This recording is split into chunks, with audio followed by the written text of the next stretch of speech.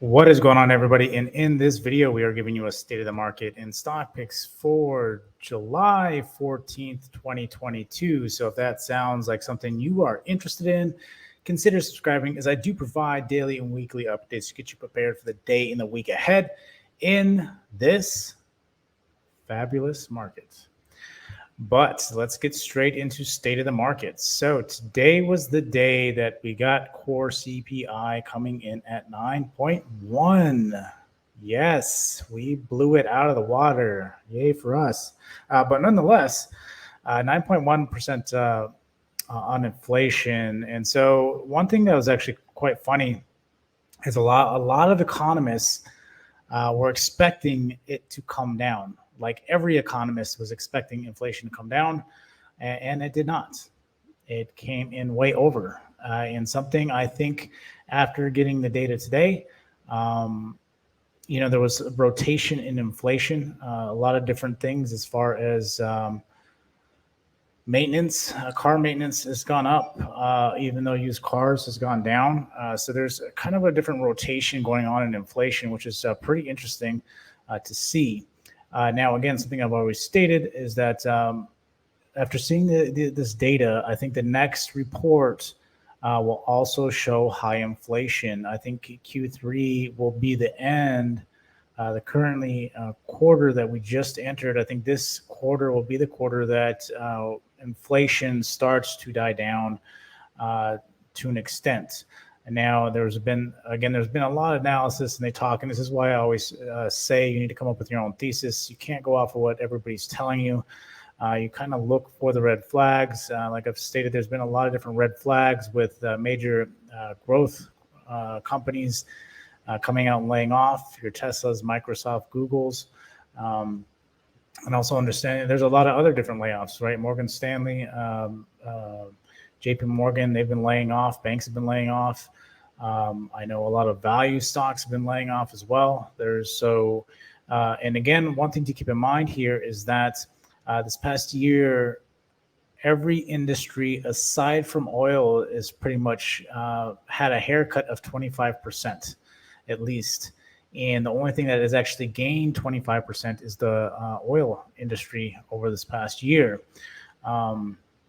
Again, primarily because of the war, right? And understand that the war has driven those prices up through the roof. And so something to consider is that even though we may come down in, I think the Fed, after roughly, it could even be not this FOMC meeting, but the next one, I think they might start actually dialing back from that point. But before we get ahead of ourselves, let's focus on what is currently going on. We got core CPI at 9.1. This is lead cause for panic and recession fears. You're getting layoffs, you're getting the red flags, you're getting layoffs, strong dollar. The dollar did pull back, but it actually pushed right back up today towards the back half of the day, and the market started selling off. Which is actually funny because the price action today, we sold off heavy, and then we turned around and bounced back. The market wants to rally. The market is in earnings mode. Normally these 2 weeks, last week and this week, are some of the bullish weeks in the market. So that's what you have to take into consideration, what is prompting or holding this market up, because right now the data is looking really bad. And being said, pretty soon, if prices begin to get too high, people are getting laid off, you're going to have a surplus of used cars. You're going to have a surplus of houses, and understanding you're start going into deflation and then stagflation maybe. So we have to kind of see how things are playing out and how the Fed is handling this. It's a very delicate situation that the Fed has to be very careful in how they approach it. Now, I know in the beginning of the morning, yesterday, there was nobody saying that there would be a 100-point basis move. Now today, there's a high percentage towards the end of the day. There's 60, I think it was a 64% of essentially the option of the fact that there will be a 100-point basis move, the odds that there will be a 100-point basis move, if I could speak here, but but nonetheless, so this is a concern, right? This is something I was thinking even before today. I said if it comes at a 9 or higher, 9.1, it would, I would think the Fed would consider a 100-point basis move. Now, what would cause a 100-point basis move? Banks. We got banks tomorrow. We got TCM tomorrow. So we got semiconductors and financials tomorrow. First thing in the morning, pre-market, we will know what is going on with those industries, have some kind of idea what's going on. If we get any kind of bad earnings, bad expectations, you can almost guarantee the market is going to continue to sell heavy. Looking at the 36 mark, which we did hit, about 2 weeks back, pricing in a 100-point basis move. And then if Tesla the following week does poorly, your best tech company aside from maybe Amazon, or not Amazon, but Apple or Google, right? If they do poorly, it's going to be a major issue, right? Then you're going to get, you might start breaking the critical level, which is a major support, and then you're going to start hitting panic, and then everything, all logic goes out the window, and we just flush. So that is something also to consider. And so, even though I'm very much a proponent of bull, and I've been stating this over the past couple of days, right there's been a lot of red flags as of recently. We thought we hit peak inflation. I talked about that. I thought we were going to turn around maybe about a month or so ago, and then we find out that we didn't hit peak inflation, and then just inflation is continuing to grow. When we realized we didn't hit peak inflation, we were getting in the summer months, and now we're starting to see more inflation. Again, I think Q3 will kind of be where we top out inflation. Inflation isn't going to go up forever. You're going to start hitting. People are just going to be fearful, and then people getting laid off. People will hold cash. Again, I've always said cash is king, and there's because of periods like this. And this is why you have to understand that this is why cash is king, because you don't know what's going to happen. You need the liquidation because you need to. You may need to pivot, and you have to be able to pivot. You have to be able to adjust in a market like this. Because everything changes on a dime very quickly. So all that being said, the earnings tomorrow will be interesting. The earnings is what's going to start giving us insight into the financials and semiconductors, the chips, and see where they go. More so, forward guidance is going to be important. What they expect. One thing to come into earnings, you have to realize that there was really high expectations. People really thought we hit peak inflation, so the expectations were really high.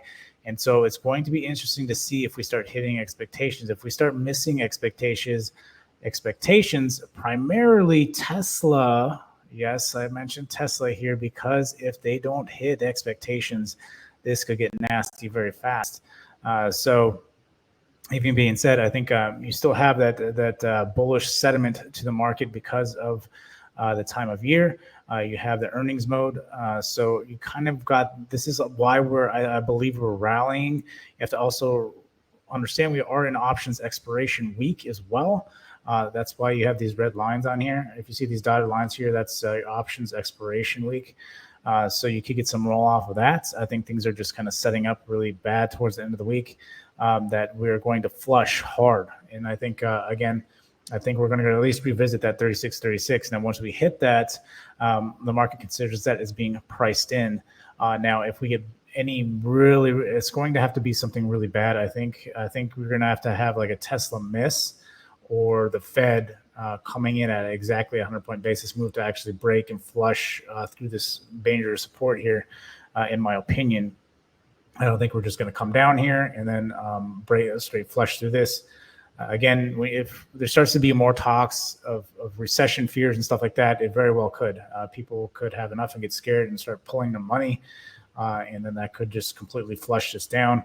Again, you have to understand too, if everybody starts pulling their money out of the market and doing all these different things, they'll just stop people from being able to do that, and then they can do that, right?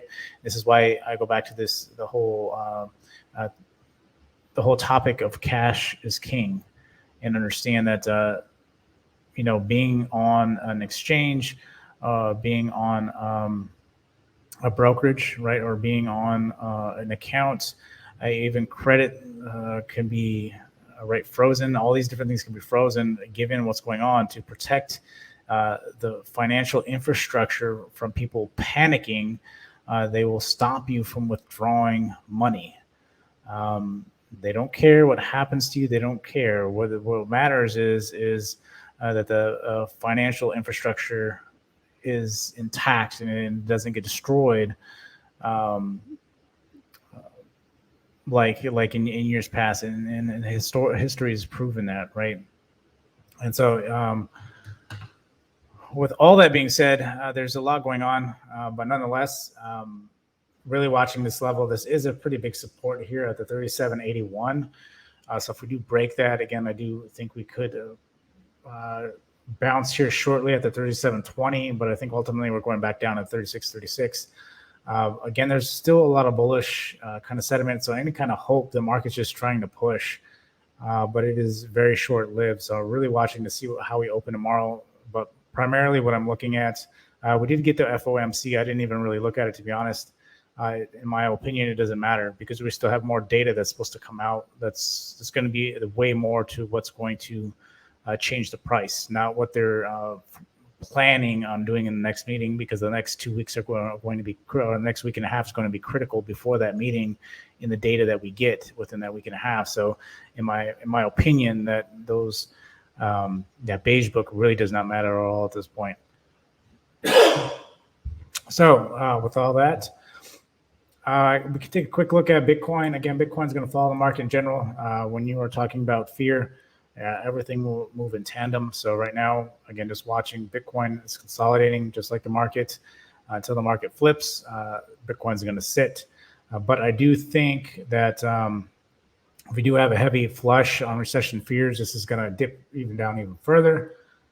Again, all your psychological levels, all the round numbers, I think we could potentially hit the 15, potentially 15, potentially 12, and the 10K mark. Could be strong possibilities if you really start to flush. I think it's very possible. Nothing is impossible. And that's something you have to remember when you go into any market. Is nothing is impossible. Expect everything to go to zero, because it very well could. One person can change the whole dynamic of a company, of a project, of a coin. Just be mindful of that. Tesla again consolidating a lot. It's interesting to see. I don't really expect Tesla to break. It tried to break, but popped. You're getting another wedge here. It's getting pushed right back into this wedge. Again, I think, I don't know how much further this thing is going to be able to push out before earnings without flushing down. But I think it could just consolidate and get back up to something that's 760 potentially. Again, if the general market sentiment's really going to start selling off, right now, we don't want it to break the 650, the 665. If it breaks below that or opens below that, this thing could start flushing down. It's not normal for Tesla to just be selling off before earnings. Normally, Tesla is one of the front runners into earnings, but we've seen a lot of red flags in Tesla as far as layoffs, as far as rolling back different things. Elon even coming out and speaking about his worries about potential future here.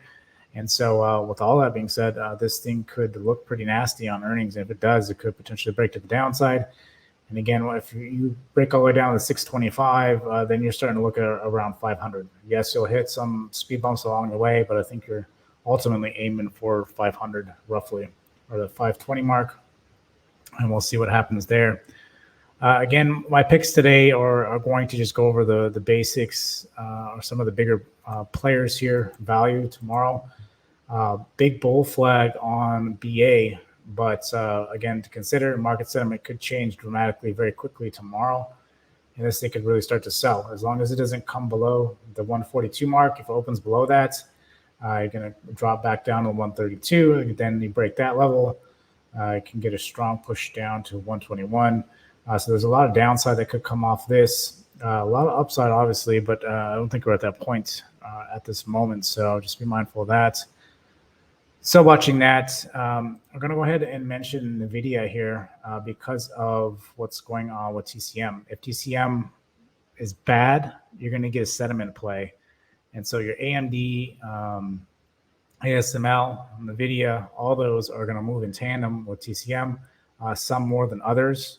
This is where that ratio comes in. If you follow me at all, I typically have a ratio on whatever moves. Typically, if any kind of sentiment move happens, there is a ratio between the other companies in which some will move more than others. It's just watching enough to kind of determine if this one stock moves $5, this other stock only moves $3, kind of thing. And NVIDIA, AMD typically have bigger moves as opposed to like ASML or LRCX. They kind of move.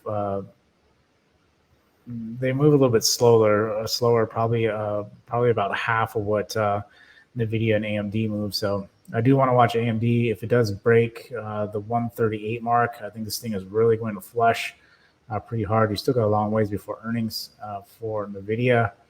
They're projecting it at 824. So you got a while before that for NVIDIA reports. But again, you have the semiconductor TCM tomorrow, so it'll be interesting to watch and see what happens there. And then banks, of course, you got to have JP Morgan. They're on tap for tomorrow in the morning.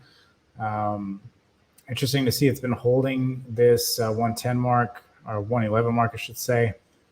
So if this thing does start breaking down, it could get really nasty. Again, all these have great potential upside, but you have the Fed interest rates looming over everything, and is casting a shadow on everything that is currently in the markets, in crypto.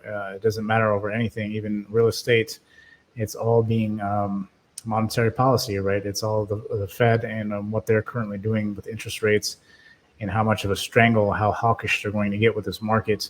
Again, and one thing to consider here too is that they've said 75-point basis is good. But we've also heard 50-point basis was good, and then they came in at 75. They're not going to come out and say it outright. They're going to try to keep the markets calm. If they come out and say anything, they're well aware that people hang on the words that they say.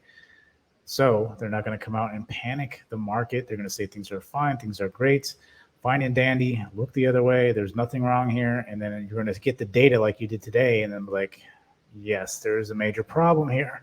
We are headed towards a recession. We're seeing the flags. We're getting people getting laid off. People aren't getting hired. The workforce is being a major issue. Then you're going to start getting rates and prices continue to increase. People aren't going to be spending as much. This is what drives price action, right? Is supply and demand. And understand if there's no one there to buy it, how are you supposed to get rid of it? And so, being said, we are getting into that. So you're going to start getting more surplus. Which leads to deflation, and then potentially stagflation if nothing occurs during that time. The one good thing of this is that a lot of people do believe that even if we do go into a recession, it's going to be very quick and could potentially start running out. But we also have to remind ourselves that we are looking at a potential global recession. Global recession. Just let that sink in. Global recession, right? So if that does happen, that is going to be, we are making history right now. We have to understand that we lived through a pandemic that was historic, that we had this crazy 2-year run, very historic.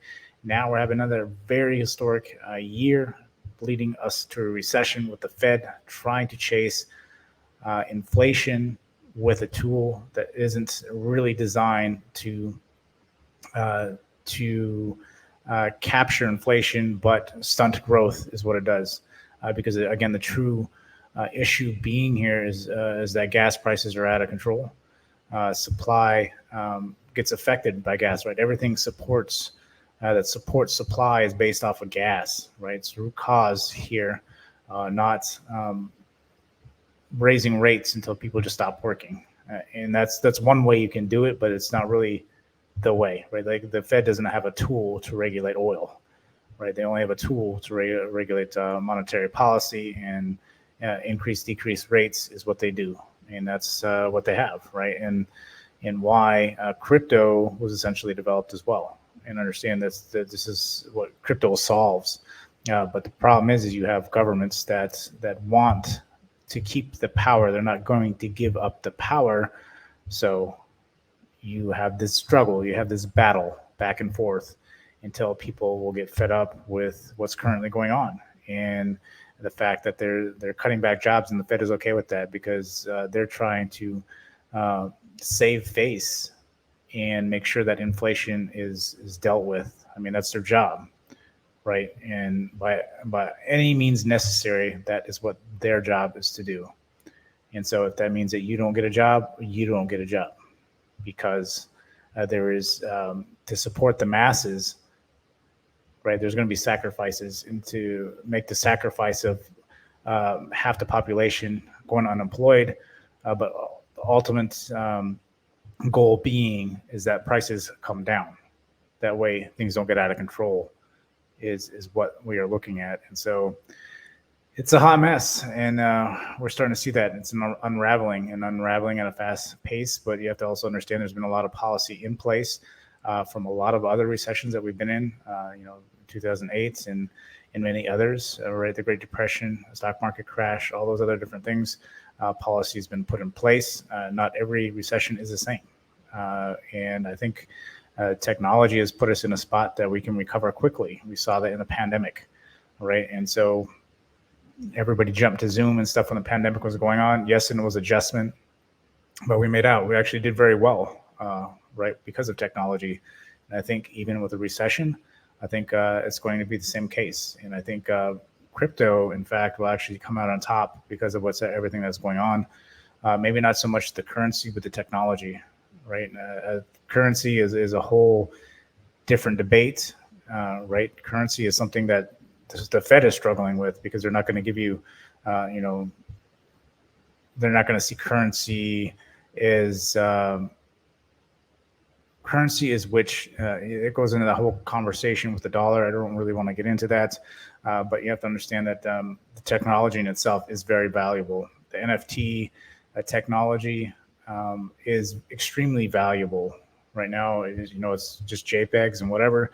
But the technology behind everything is what's going to make crypto rise out of all of this, and the transparency is what's going to help everybody move forward and develop a new age, new technology, and allow us to innovate better, quicker, stronger out of this. And that's one thing you need to look at any recession is how much better are we going to get out of this? And I think that is where we will shine after we get through this. So being said, go ahead and drop a like button. Appreciate you. And until next time, I'll see you guys later.